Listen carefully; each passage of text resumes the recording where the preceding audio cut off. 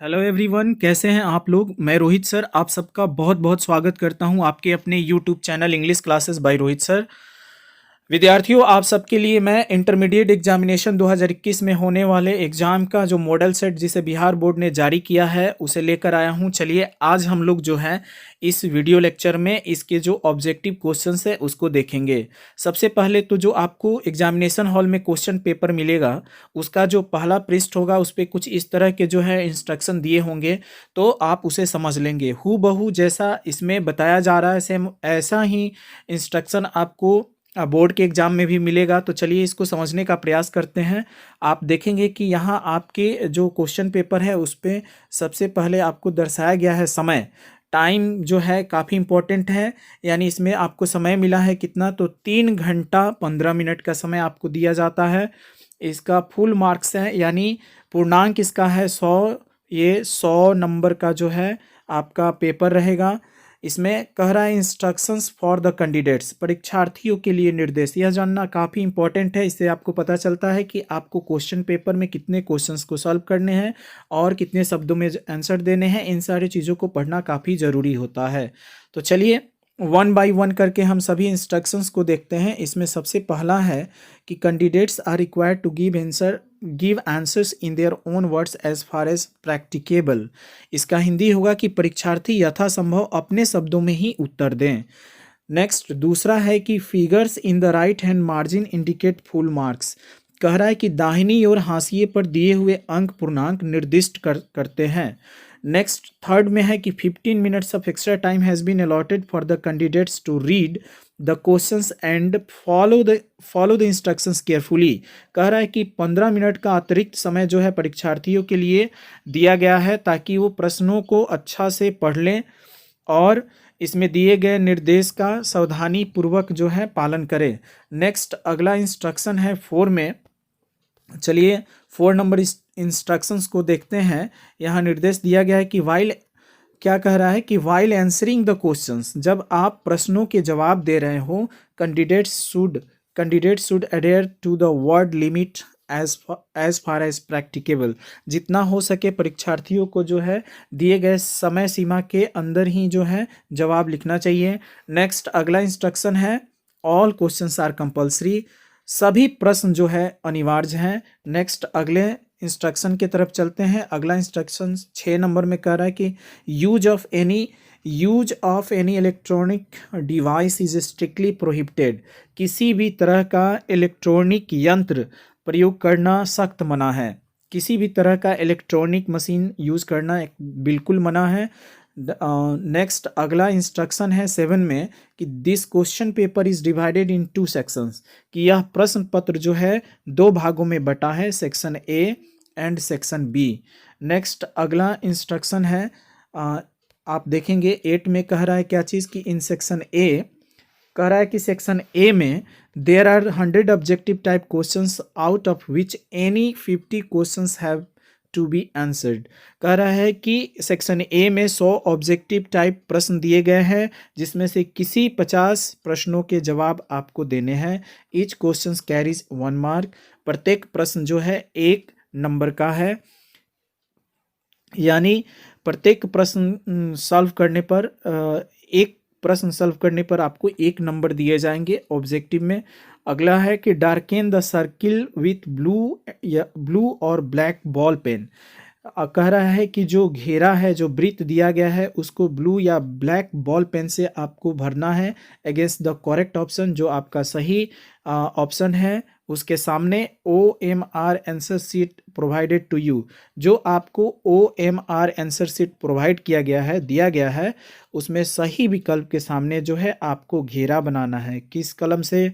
तो ब्लू या black ball pen से। जेल पेन का भूल कर भी इस्तेमाल मत कीजिएगा, बॉल पेन का ही यूज़ करना है, या तो वो ब्लू हो या फिर ब्लैक हो। नेक्स्ट आगे कह रहा है कि do not use whitener, liquid, blade, nail on OMR answer sheet. कह रहा है कि जो आपका OMR उत्तर पत्रक है इसमें किसी भी प्रकार का वाइटनर या तरल पदार्थ या ब्लेड या नाखून आदि का प्रयोग नहीं करना है।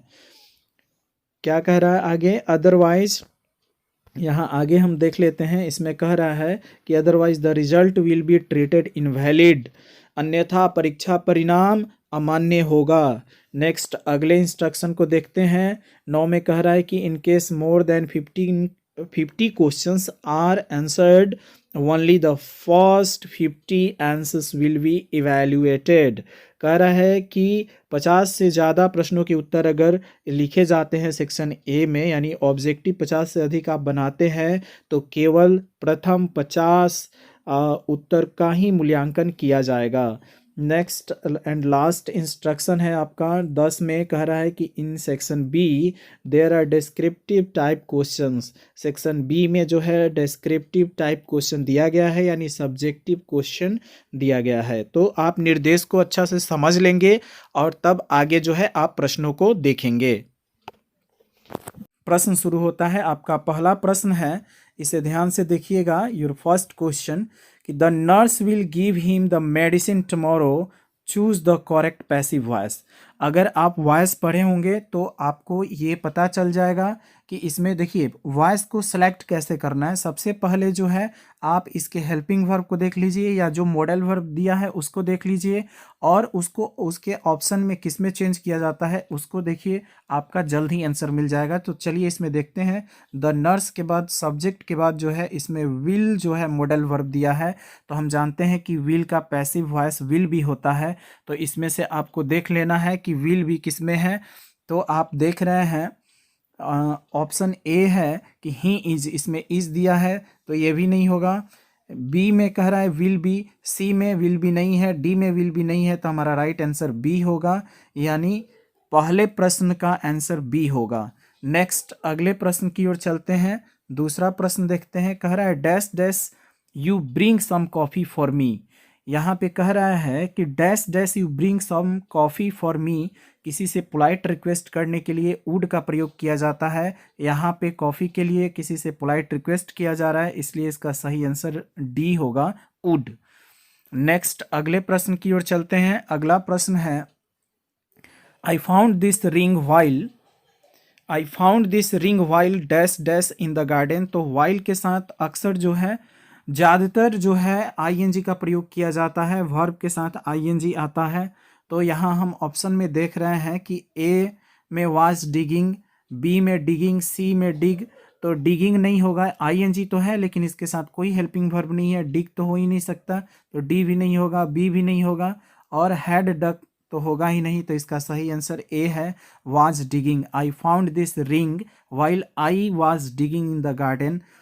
मुझे यह रिंग मिली जब मैं बगीचे में डिग कर रहा था, यानी खोद रहा था, कोर रहा था। जब बगीचे में कोर रहा था उस समय मुझे यह अंगूठी मिली। तो इसका सही आंसर हो जाएगा ए, वाज डिगिंग। नेक्स्ट अगले प्रश्न की ओर चलते हैं कि she said to the boy comma inverted comma did you do this, choose. यहाँ देखिए ध्यान से देखिए, कह रहा है प्रश्न संख्या 4 में कि she said to the boy did you do this. इसको कह रहा है कि choose the correct indirect narration इसका बनाना है, इनडायरेक्ट में इसको चेंज करना है। तो आप जानते होंगे कि कमा इन्वर्टेड कमा के बाद रिपोर्टेड स्पीच का वाक्य अगर इंट्रोगेटिव है, यस नो इंट्रोगेटिव है, तो इसे इफ या वेदर से बनाते हैं। तो चलिए इसके ऑप्शन को देखते हैं किसमें इफ और वेदर है। तो इसमें आप देख रहे हैं यहाँ पर 4 ऑप्शन, इसके 4 विकल्प दिए गए हैं। तो इसमें ए में जो है इफ़ या वेदर नहीं है, तो ए तो होगा ही नहीं। बी में जो है इफ़ है, तो इसको देखेंगे हम, तो इफ़ ही डिड दैट, तो ये नहीं हो सकता है। क्यों?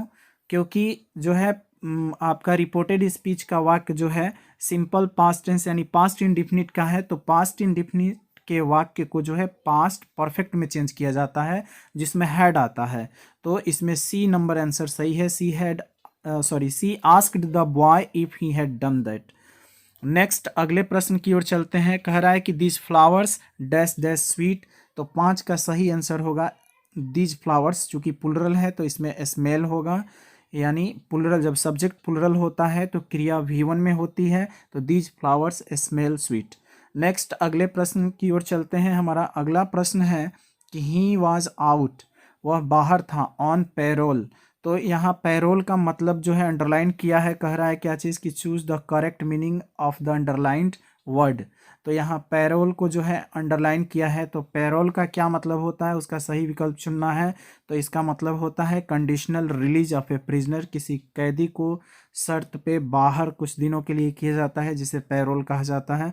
तो 6 का सही आंसर होगा B, conditional release of a prisoner. Next अगले प्रश्न की ओर चलते हैं। प्रश्न संख्या 7 है, कह रहा है क्या चीज़ 7 में कि चूज द करेक्ट सेंटेंस। आपको जो है करेक्ट सेंटेंस चूज करना है। तो आप यहाँ देख सकते हैं कि often leads to problems between friends, यह सब में दिया हुआ है, तो इसमें कोई मिस्टेक नहीं है। मिस्टेक जो है आपको आर्टिकल देखना है कि किसमें आर्टिकल ए एन होगा या द होगा, आपको चूज करना है। तो पहले इस वर्ड को देखते हैं, कह रहा है पोसेसिवनेस। पोसेसिवनेस जो है एक अब्स्ट्रैक्ट नाउन है, और अब्स्ट्रैक्ट नाउन के पहले आर्टिकल का प्रयोग जनरली नहीं किया जाता है। तो इसका सही आंसर बी होगा, 7 का बी। नेक्स्ट अगले प्रश्न की ओर चलते हैं। कह रहा है कि they are pretty, they are intelligent, और इसमें क्या करना है, तो चूज द करेक्ट कॉम्बिनेशन। इसका कॉम्बिनेशन बनाना है। तो आप जानते हैं जब दो पॉजिटिव गुण एक साथ हो तो उसको एज वेल एज से बनाया जाता है, या दो निगेटिव गुण एक साथ हो तो उसे एज वेल एज से बनाया जाता है। तो चलिए इसके विकल्प में हम देखते हैं कि एज वेल एज किस में है। तो ए में है कि they are pretty but intelligent, यह तो अपोजिट हो गया, तो ये नहीं हो सकता। 8 का आंसर ए नहीं हो सकता। चलिए अगले विकल्प को देखते हैं। अगला विकल्प है कि they are pretty as well as intelligent, बिल्कुल सही, ये इसका बी आंसर सही है। प्रश्न संख्या 8 का बी आंसर होगा। नेक्स्ट प्रश्न संख्या 9 को देखते हैं कि Sumit is a hard dash dash to crack. तो हार्ड नट टू क्रैक एक जो है फ्रेज है, जिसका मतलब होता है टेढ़ी खीर। टेढ़ी खीर का मतलब हुआ कठिन कार्य, तो यह एक फ्रेज है, इसे आप याद भी कर लेंगे, काफ़ी इंपॉर्टेंट है, हार्ड नट टू क्रैक। तो इसमें 9 नंबर प्रश्न का बी आंसर सही है, यहाँ पे नट लिखा हुआ है, तो ये बी इसका आंसर सही है। नेक्स्ट अगले प्रश्न की ओर चलते हैं। अगला प्रश्न है कि he drove from Maharashtra dash dash Karnataka without stopping to rest. तो किसी एक जगह से लेकर दूसरे जगह तक जाने के लिए फ्रॉम और टू जो है लगता है। जैसे मान लीजिए आपको कहना है कि भगवानपुर से मलमलिया, तो फ्रॉम भगवानपुर टू मलमलिया। अगर सिवान से छपरा कहना है तो फ्रॉम सिवान टू छपरा, यानी फ्रॉम और वन प्लेस उसके बाद टू प्रीपोजिशन आता है। तो इसका सही आंसर सी होगा। यहाँ भी फ्रॉम महाराष्ट्र टू कर्नाटका, यहाँ 2 ऑप्शन सही है। 10 का सही आंसर सी है। नेक्स्ट अगले प्रश्न की ओर चलते हैं। कह रहा है क्या चीज़, प्रश्न संख्या 11 है, कह रहा है कि choose the correct spelled word. तो इसके 4 विकल्प हैं, जिसमें आपका सी नंबर सही होगा। एग्जैग्रेट, बढ़ा चढ़ा कर किसी बात को कहने के लिए उसका अंग्रेजी होता है एग्जैग्रेट, जिसमें इसका सी सही है, करेक्ट स्पेल्ड वर्ड सी है। प्रश्न संख्या 12 को देखते हैं। कह रहा है क्या चीज़ कि choose the correct synonym of deny. Deny means होता है मना करना, तो डेनाई का जो है सिनोनिम होगा इसमें रीगेन तो होगा ही नहीं, रिपेयर भी नहीं होगा। सी में रिफ्यूज है, डी में रिड्यूस है। सी ऑप्शन सही है, क्योंकि डिनाई मीन्स मना करना या इनकार करना, तो इसका साइनो होगा रेफ्यूज। इसका मतलब भी होता है मना करना या इनकार करना। तो प्रश्न संख्या 12 का सही आंसर सी होगा, रेफ्यूज। नेक्स्ट अगले प्रश्न की ओर चलते हैं। अगला प्रश्न है कि give one word substitution for. कह रहा है कि इसके लिए एक शब्द बताना है। A person who sells and arranges cut flowers. कह रहा है कि एक व्यक्ति जो बेचता है या कटे हुए फूलों को व्यवस्थित करता है, उसे क्या कहते हैं। तो इसका सही आंसर होगा ए, फ्लोरिस्ट, फूल वाला। फ्लोरिस्ट का हिंदी होता है फूल वाला। तो प्रश्न संख्या 13 का सही आंसर ए होगा। चलिए अगले प्रश्न को देखते हैं। प्रश्न नंबर 14 नंबर प्रश्न है, either my shoes or your coat. इसको ध्यान से देखिएगा, क्या कह रहा है कि either my shoes or coat dash dash always on the floor. तो अगर आप सिंटैक्स पढ़े हैं, सब्जेक्ट वर्ब एग्रीमेंट के रूल्स पढ़े हैं, तो आपको याद होगा कि आइदर और अगर दिया रहता है तो जहाँ वर्ब लगाना है, तो वर्ब जो होता है वह अपने सबसे निकट जो सब्जेक्ट होता है उसके अनुसार होता है। तो यहाँ आप देख सकते हैं कि योर कोट, तो योर कोट के अनुसार इसमें जो है बी आंसर सही है, यानी प्रश्न संख्या 14 का सही आंसर बी होगा, इज। नेक्स्ट अगला प्रश्न है कि this girl is very intelligent. प्रश्न संख्या 15 में हम देखेंगे कि this girl is very intelligent. इसमें इंटेलिजेंट को अंडरलाइन किया है, कह रहा है, क्या कह रहा है इसको जरा ध्यान से समझिए और इसके आंसर को हम लोग यहाँ बनाएंगे। कह रहा है क्या चीज़ कि choose the correct antonym of the underlined word. जो अंडरलाइंड वर्ड है उसका एंटोनिम बताना है, उसका विलोम शब्द बताना है। तो इंटेलिजेंट का मतलब तेज होता है, इसका एंटोनिम हो जाएगा डल, यानी प्रश्न संख्या 15 का सही आंसर सी होगा। चलिए अगले प्रश्न को देखते हैं। यहाँ हमारा अगला प्रश्न है प्रश्न संख्या 16 यानी 16 में जो है हम देख सकते हैं यहाँ कह रहा है क्या चीज़ कि Mohan said to Shyam good morning how do you do.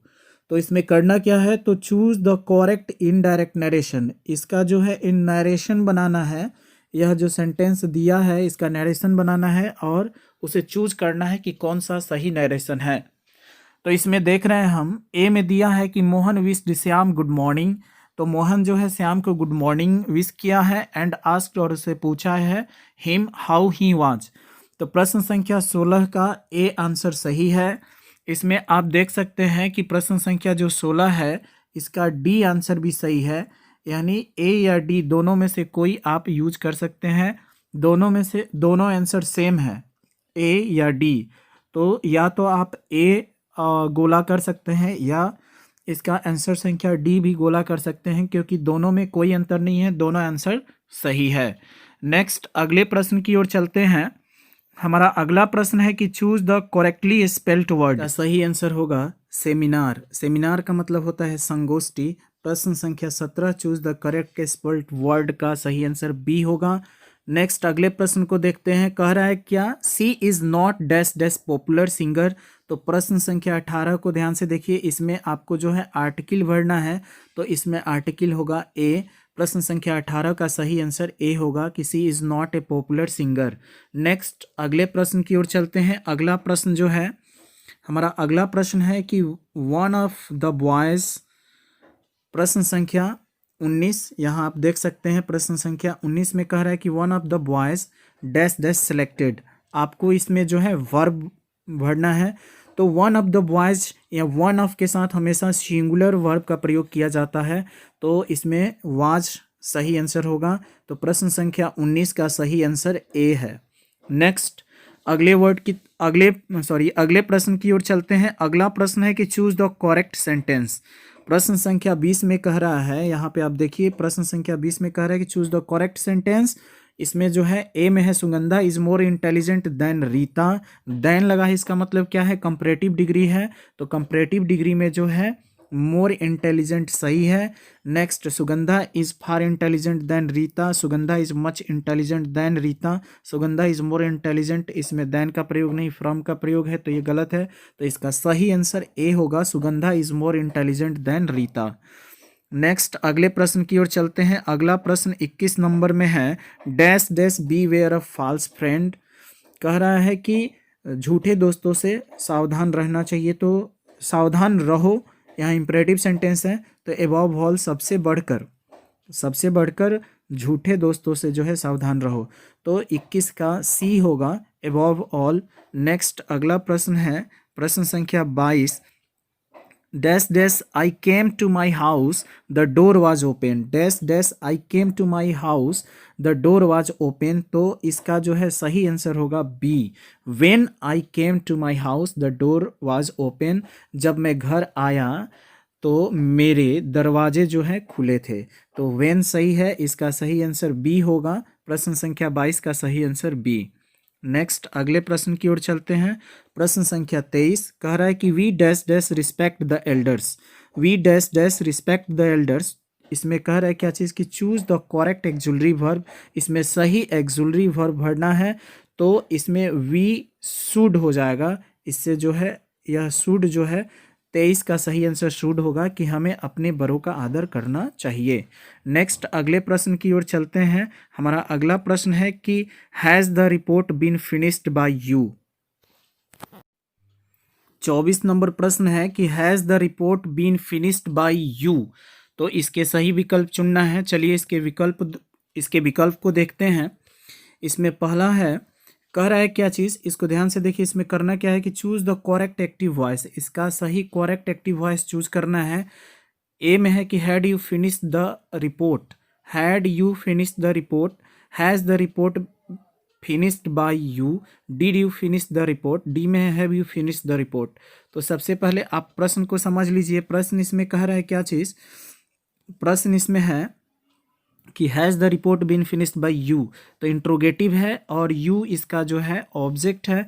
तो have you finish the report इसका सही आंसर होगा। तो have you finish the report जो है, चलिए देखते हैं किसमें है।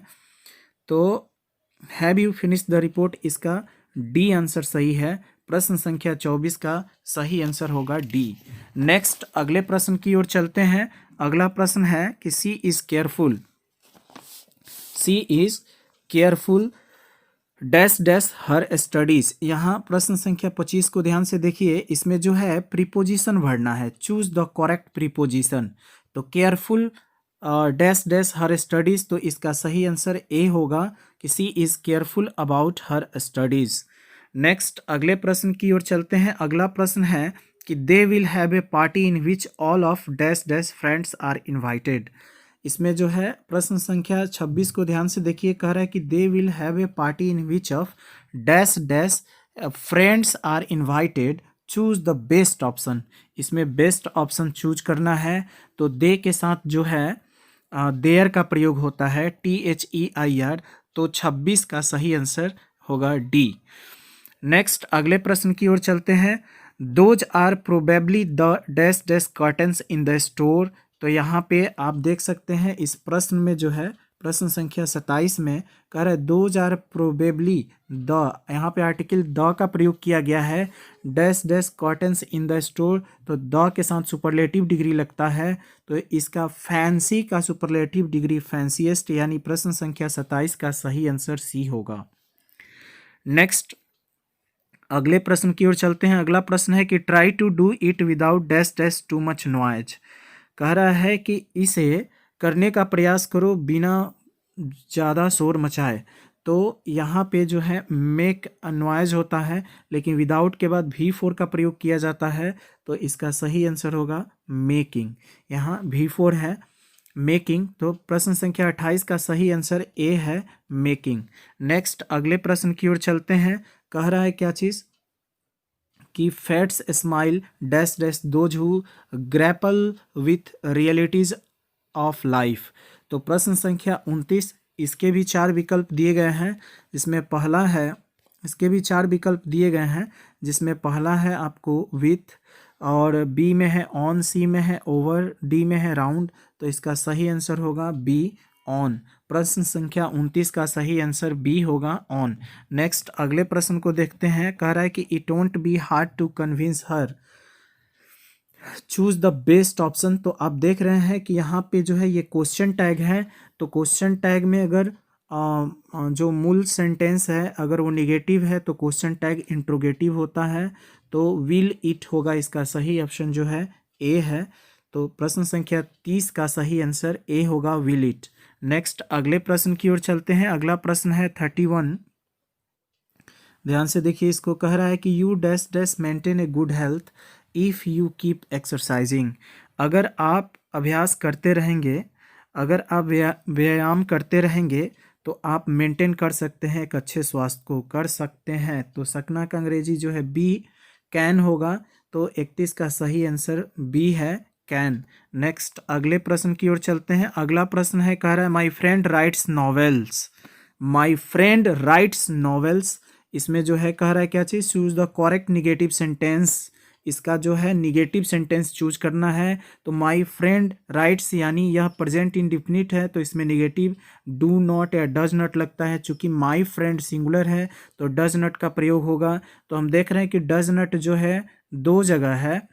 तो इसमें एक जगह देख रहे हैं डज नॉट का जब प्रयोग होता है तो V1 लगता है, यानी ये 32 का ए सही है। 32 के बी को देखते हैं अगर, तो इसमें V2 का प्रयोग किया गया है जो गलत है।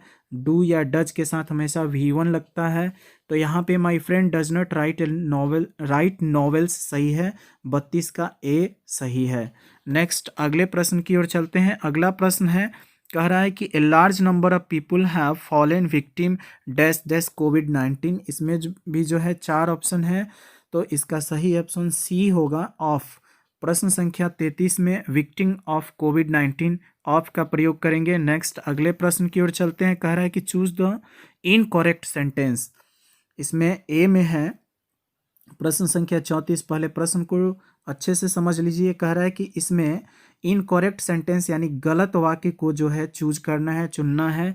ए में कह रहा है कि he is an NCC officer, यह सही है। बी में कह रहा है Diwali is a happy festival, ये भी सही है। Mount Everest is the highest peak in the world, ये भी सही है। चलिए अगले ऑप्शन को देखते हैं। इसका अगला ऑप्शन है कि do you like the cricket. क्या कह रहा है कि do you like the cricket. Cricket यहाँ पे क्या है, एक खेल का नाम है। इसके पहले आर्टिकल द का प्रयोग नहीं किया जाएगा। वैसे भी हम जानते हैं प्रॉपर नाउन के पहले आर्टिकल द का प्रयोग नहीं किया जाता है। क्रिकेट एक खेल का नाम है, तो ये गलत है। तो इसका सही ऑप्शन डी होगा, यही इनकरेक्ट ऑप्शन है। तो प्रश्न संख्या 34 यानी 34 का सही आंसर डी होगा। नेक्स्ट अगले प्रश्न को देखते हैं। प्रश्न संख्या 35। I dash dash a book when he came. कह रहा है क्या चीज़, प्रश्न संख्या 35 में I dash dash a book when he came, जब वह आया मैं क्या कर रहा था, तो एक किताब पढ़ रहा था। तो I was reading a book, तो इसमें बी आंसर सही है, I was reading a book. Next अगले प्रश्न को देखते हैं। अगला प्रश्न है, कह रहा है कि choose the correctly spelled word. Correctly spelled word को चूज करना है। इसमें सही वर्ड कौन सा है, तो इसमें सही वर्ड है प्रश्न संख्या 36। इसको ध्यान से देखिए। कह रहा है choose the correctly spelled word, तो इसका सही आंसर डी होगा, मेडिसिन, यह जो है सही है। तो 36 का सही आंसर डी है, मेडिसिन। नेक्स्ट अगले प्रश्न की ओर चलते हैं। इसमें कुछ इंस्ट्रक्शंस है। कह रहा है questions from 37 to 60 are based on the prescribed text. अब जो आपको 37 से लेकर 60 तक जो है प्रश्न आपके टेक्स्ट बुक से लिया गया है, आपके पाठ्य पुस्तक से लिया गया है। तो इसे चलिए देखते हैं, इसे समझने का प्रयास करेंगे। प्रश्न संख्या 37 यानी 37 में है। कह रहा है कि we notice that the mind is a restless bird, the more it gets the more it wants dash dash is from. यह लाइन जो है किस पार्ट से लिया गया है। ए में है अ पिंच ऑफ स्नॉफ, बी में है इंडियन सिविलाइजेशन एंड कल्चर, सी में है Bharat is my home, D में है how free is the press. तो अगर आप टेक्स्ट बुक पढ़े होंगे तो आपको याद होगा, यह आपका लेसन 1 जो है इंडियन सिविलाइजेशन एंड कल्चर, जिसे महात्मा गांधी ने लिखा है। तो यह आपके लेसन 1 का पैराग्राफ नंबर 5 में जो है दिया गया है। गांधी जी बोले हैं कि we notice that the mind is a restless bird, the more it gets the more it wants. तो इसका सही आंसर बी है, Indian civilization and culture. Next अगले प्रश्न की ओर चलते हैं। क्या कह रहा है प्रश्न, कह रहा है कि Nanu Kaka love to speak in dash dash when he. प्रश्न संख्या 38 कह रहा है क्या Nanu Kaka love to speak in dash dash when he was unable to express something in English और हिंदी। कह रहा है नानू काका बोलना पसंद करते थे। क्या बोलना पसंद करते थे, कौन से भाषा में बोलना पसंद करते थे। when he was unable to express something in English और हिंदी, जब वह अंग्रेजी या हिंदी में बोलने में असमर्थ होते थे वो तो कौन से भाषा का प्रयोग वो करते थे। तो इसका सही आंसर होगा मराठी। अगर आप पढ़े होंगे पिंच ऑफ स्नॉफ तो उसमें दिया हुआ है कि नानू काका जब वो इंग्लिश या हिंदी में कुछ नहीं बोल पाते तो वो मराठी का प्रयोग करते थे। तो 38 का सही आंसर ए होगा, मराठी। नेक्स्ट 39 प्रश्न संख्या 39 को देखेंगे कि civilization has taught us to be dash dash with each other. तो सभ्यता ने हमें एक दूसरे के प्रति क्या सिखाया है, तो फ्रेंडली रहने का, यानी प्रश्न संख्या 39 का सही आंसर बी होगा। नेक्स्ट अगले प्रश्न की ओर चलते हैं। अगला प्रश्न है, कह रहा है कि क्या चीज़, कि Bertrand Russell was from. Bertrand Russell कहाँ के थे, बर्ट्रांड रसेल जो थे ब्रिटेन के थे। इसका सही आंसर डी होगा।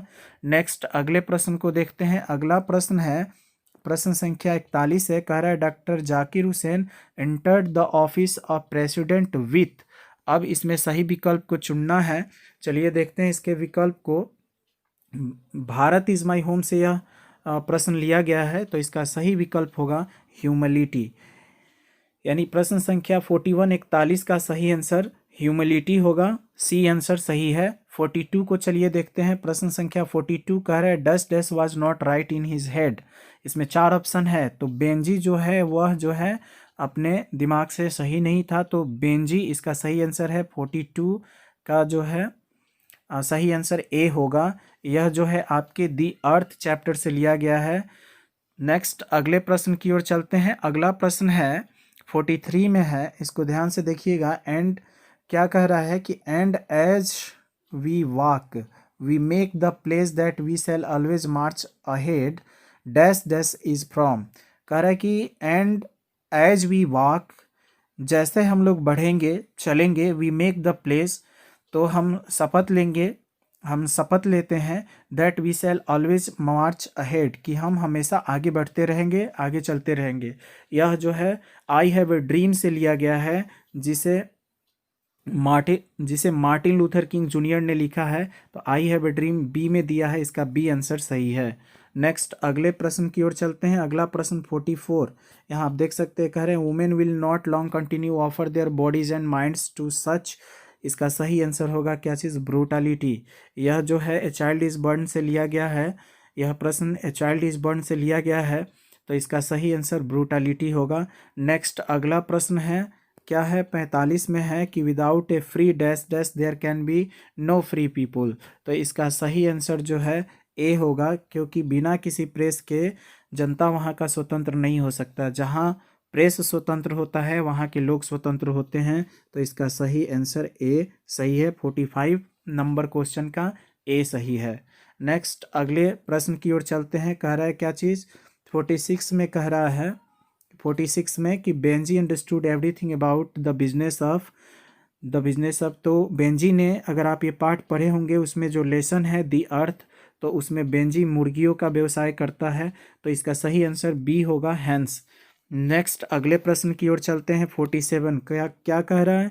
कह रहा है कि the poet waited for the snake because, कवि ने स्नेक यानी सांप का प्रतीक्षा किया क्योंकि ए में है कि ही वॉज अफ्रेड, वह डर गया था, नहीं। बी में है कि he had come after the snake, हाँ सही आंसर है।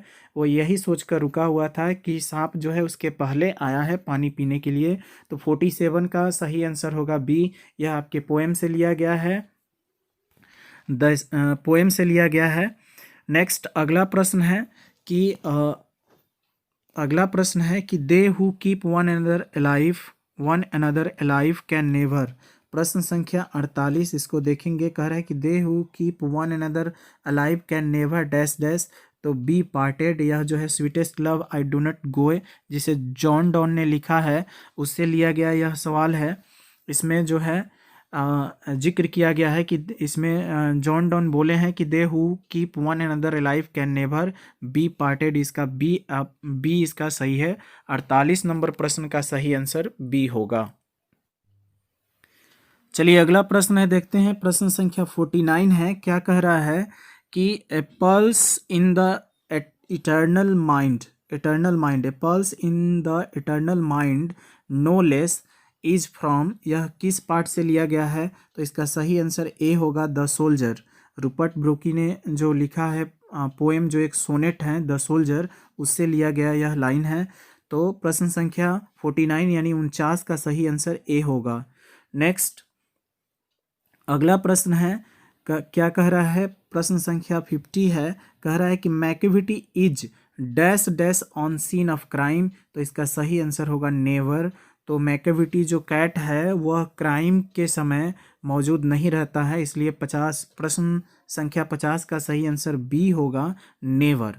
नेक्स्ट अगला प्रश्न है 51। कह रहा है कि the Ghat is littered with. जो घाट था वो भरा था क्या चीज़ से? तो हाफ बर्न्ट बॉडीज, यानी प्रश्न संख्या 51 का सही आंसर ए होगा, हाफ बर्न्ट बॉडीज से। नेक्स्ट अगला प्रश्न है कि वेयर डज द लेडी लाई। जो महिला थी, जो औरत थी, वह कहाँ लेटी हुई थी? तो इसका प्रश्न संख्या 52, ध्यान से पढ़िए इसको और याद करने का प्रयास कीजिए कि where does the lady die. तो लेडी जो थी, महिला जो थी, वह कब्र के पास लेटी हुई थी, तो इसका सही आंसर होगा ग्रेवयार्ड। प्रश्न संख्या 52 का सही आंसर ए होगा। नेक्स्ट अगले प्रश्न की ओर चलते हैं। प्रश्न संख्या 53, who wrote the Westland and four quartets. इसमें प्रश्न संख्या 53 को ध्यान से देखिए और जो है यह आपको स्टोरी ऑफ इंग्लिश से लिया गया प्रश्न है, इसको ध्यान से देखिए और सही इसका विकल्प चूज करना है आपको। प्रश्न संख्या 52 का सही विकल्प होगा, प्रश्न संख्या 53 का सही विकल्प होगा टी.एस. एलोइट।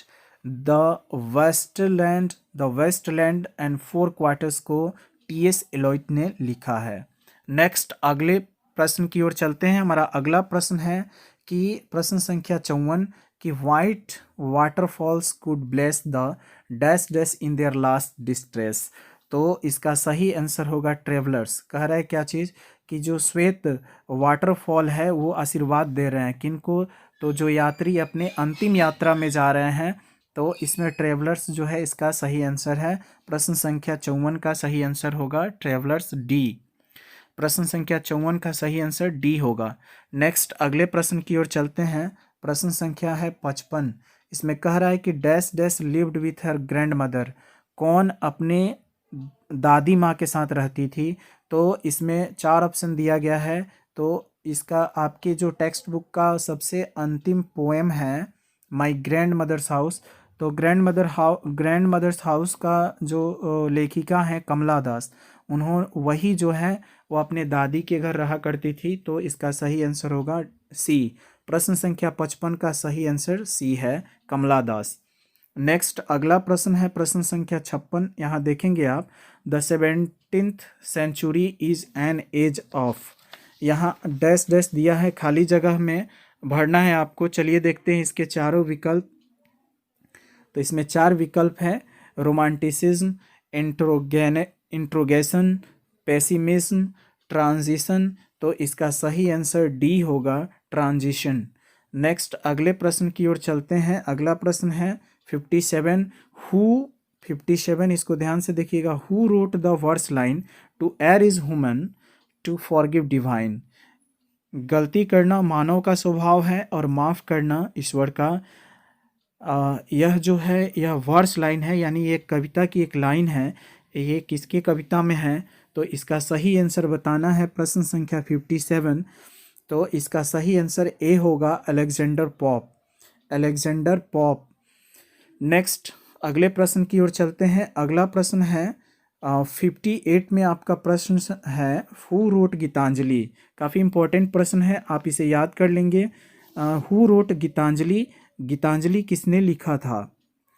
Who wrote Gitanjali. प्रश्न संख्या 58, 58, इसका सही आंसर है रविंद्रनाथ टैगोर ने गीतांजलि लिखा था। नेक्स्ट अगले प्रश्न की ओर चलते हैं। प्रश्न संख्या 59 है, कह रहा है कि the Indian English poetry started in.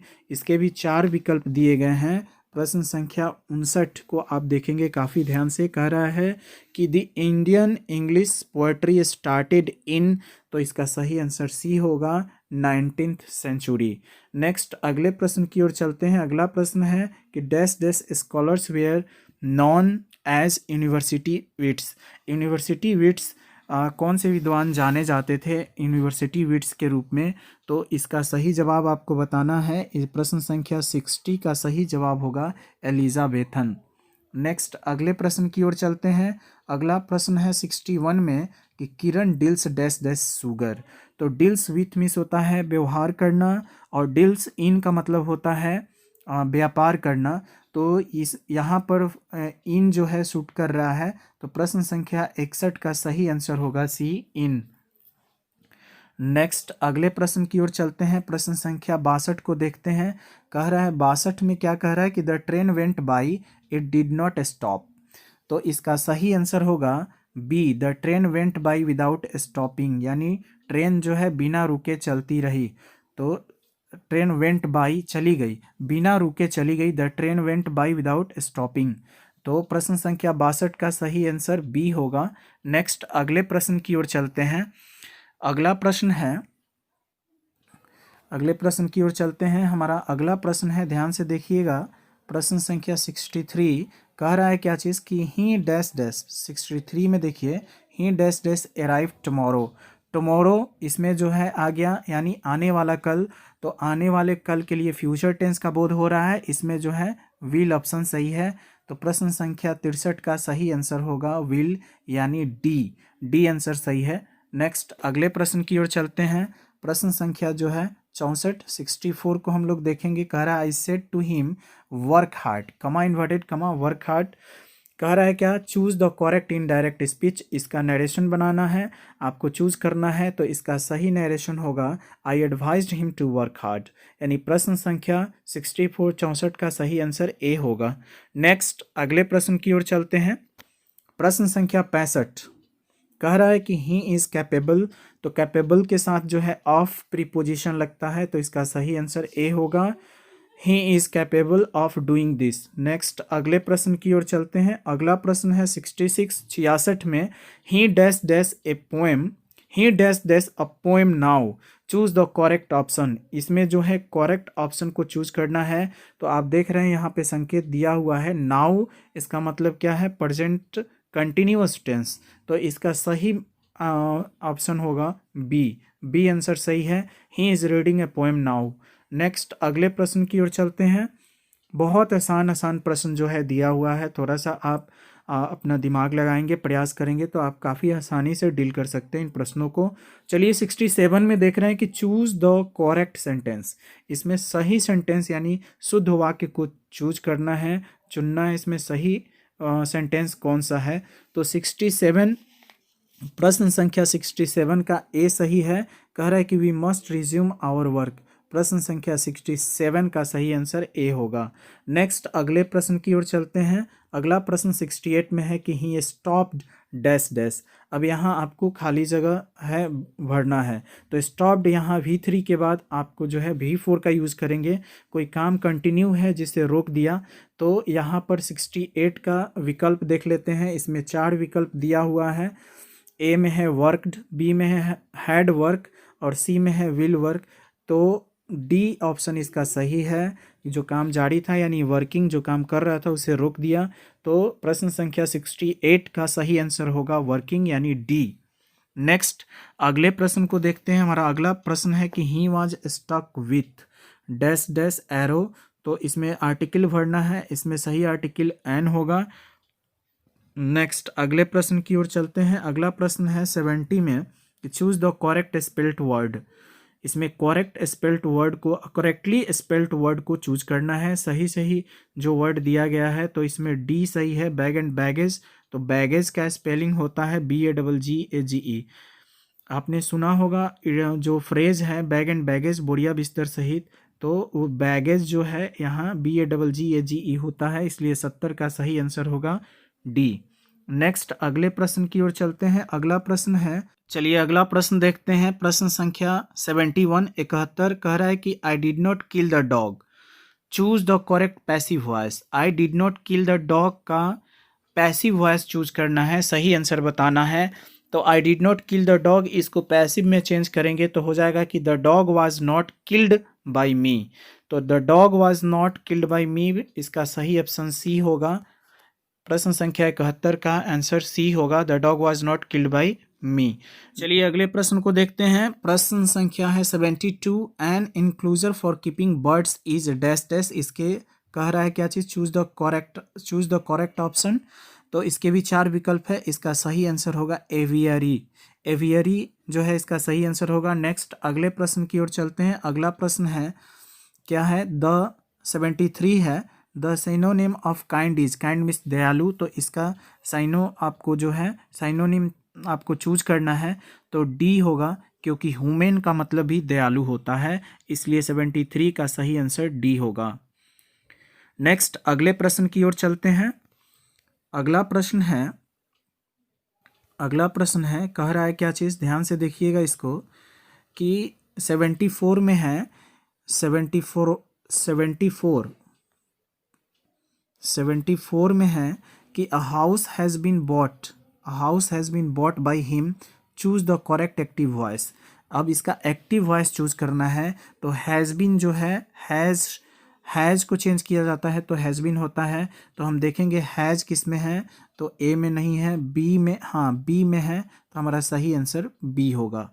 क्योंकि सी में भी नहीं है, डी में भी नहीं है, तो हैज़ को चेंज किया जाता है जब वॉइस बनाते हैं हैज़ बीन में। सही आंसर बी है। नेक्स्ट अगले प्रश्न की ओर चलते हैं। अगला प्रश्न है, कह रहा है क्या चीज़ कि the antonym of borrow means होता है उधार लेना, इज डैश डैश। तो उधार लेना का विलोम शब्द होगा उधार देना, तो लेंड मीन्स होता है उधार देना। तो प्रश्न संख्या 74 का सही आंसर होगा सी। नेक्स्ट अगले प्रश्न की ओर चलते हैं। Manoj is proud dash dash his health. काफ़ी आसान प्रश्न दिया गया है, आप इसे खूब ध्यान से समझेंगे। अक्सर जो है प्राउड के साथ ऑफ का प्रयोग किया जाता है, प्राउड ऑफ। तो यहाँ पे Manoj is proud of his wealth, तो इसका सही आंसर होगा 76 का बी। चलिए अगले प्रश्न को देखते हैं। प्रश्न संख्या 77 क्या कह रहा है कि ही dash dash teaching for 10 years. काफ़ी आसान सवाल है। देखिए इसमें फॉर दिया हुआ है और समय दिया हुआ है, यानी ये प्रेजेंट परफेक्ट कंटिन्यूअस टेंस का वाक्य है, तो इसका सही आंसर ए होगा, हैज़ बीन। नेक्स्ट अगले प्रश्न की ओर चलते हैं। अगला प्रश्न है 78 में, चूज द ऑड वन। इसमें से कौन सा विषम है, यानी ऑड है, उसको चूज करना है। तो ग्राम मिस चना होता है, राइस मिस चावल होता है, व्हीट मिस गेहूँ। यह तीनों सिमिलर है, लेकिन मिल्क मिस दूध होता है, यह यहाँ पे लिक्विड है। यहाँ पे लिक्विड दिया गया है मिल्क, द्रव्यवाचक संज्ञा मिल्क जो है यह द्रव्य है। हालांकि ग्राम भी द्रव्य है, राइस भी द्रव्य है, व्हीट भी द्रव्य है, लेकिन ये लिक्विड नहीं है। तो लिक्विड इसमें से अलग, मिल्क जो है अलग है, विषम है इसलिए, और इसमें से ऑड जो है मिल्क है, इसका सही आंसर मिल्क होगा।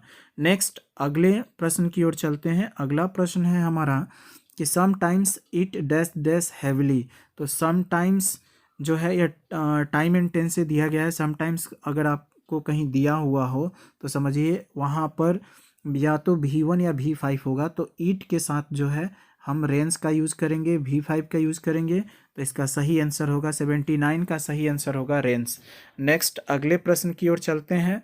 हमारा अगला प्रश्न है कि मॉम्प्स इज ए डेंजरस।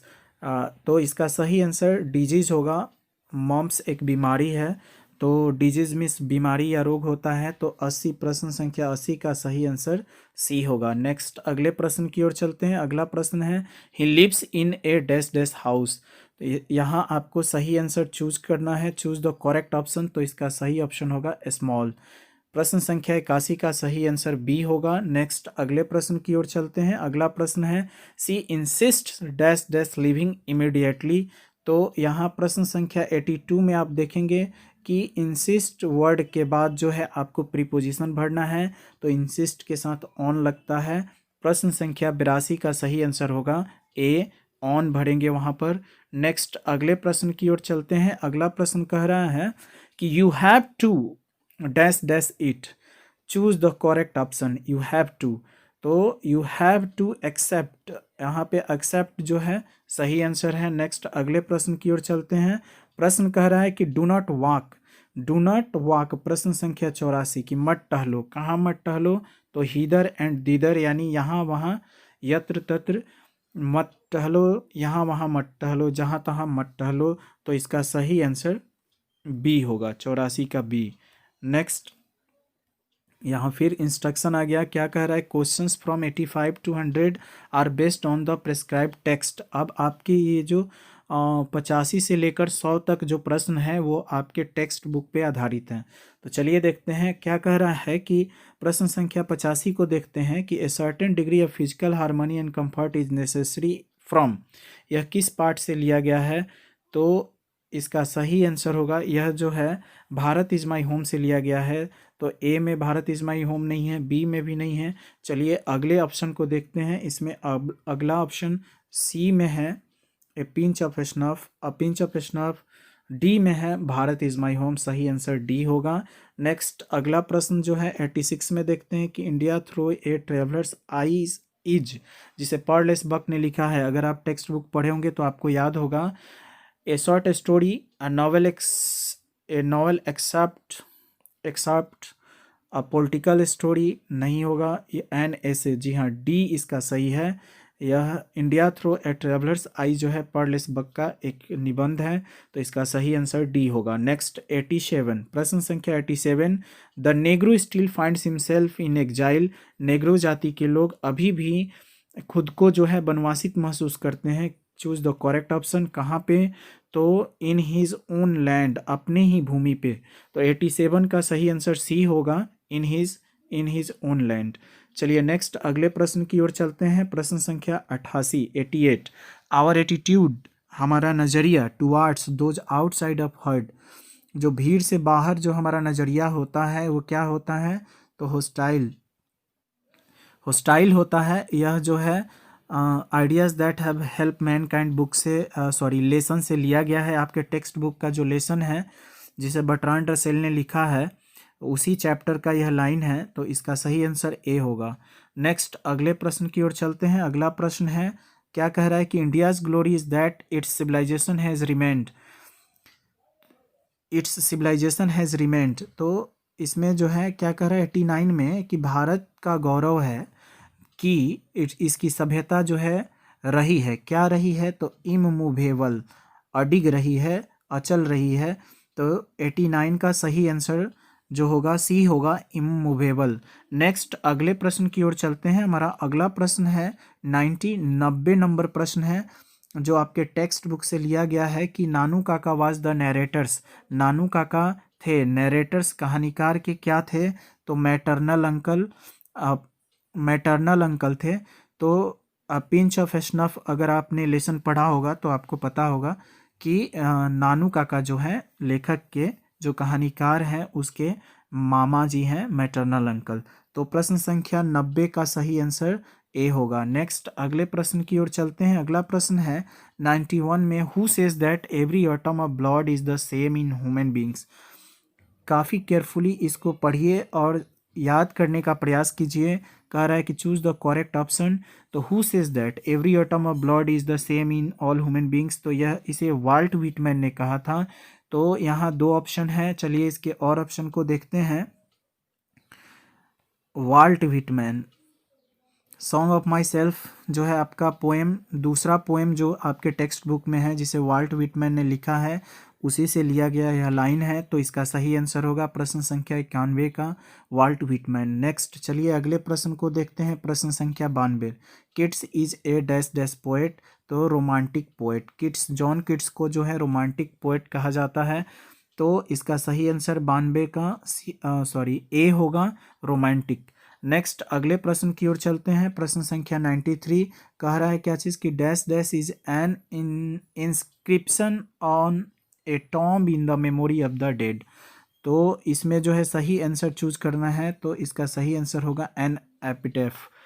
एन एपिटैफ जो है यहाँ पे सही विकल्प होगा। नेक्स्ट अगले प्रश्न की ओर चलते हैं। क्या कह रहा है प्रश्न संख्या 94, the soldier belong to, soldier यानी सैनिक कहाँ का रहने वाला था, तो आपने द सोल्जर अगर पढ़ा होगा तो उसमें इंग्लैंड का जिक्र है।